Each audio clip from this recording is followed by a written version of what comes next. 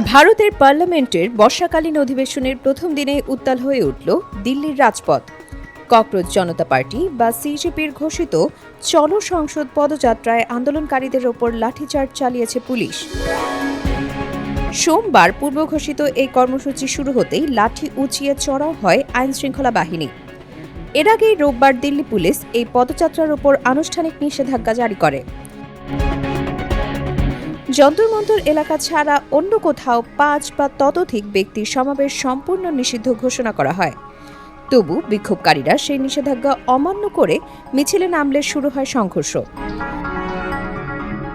পরিস্থিতি নিয়ন্ত্রণে রাজীব চক, জনপথ, প্যাটেল চক, central secretariat ও সেবাতীর্থ এই ৫টি গুরুত্বপূর্ণ মেট্রো স্টেশন সাময়িকভাবে বন্ধ ঘোষণা করা হয়েছে।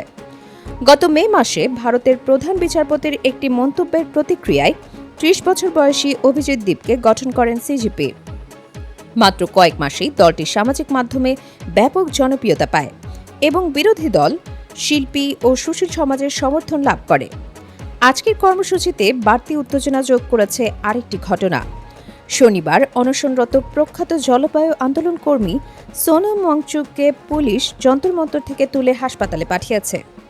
পার্লামেন্টের অধিবেশনের প্রথম দিনেই রাজপথে এই উত্তাপ স্পষ্ট করে দিচ্ছে, ককরোচ পার্টির আন্দোলন এখন আর শুধু সামাজিক মাধ্যমে সীমাবদ্ধ নেই, মাঠেও নেমেছে।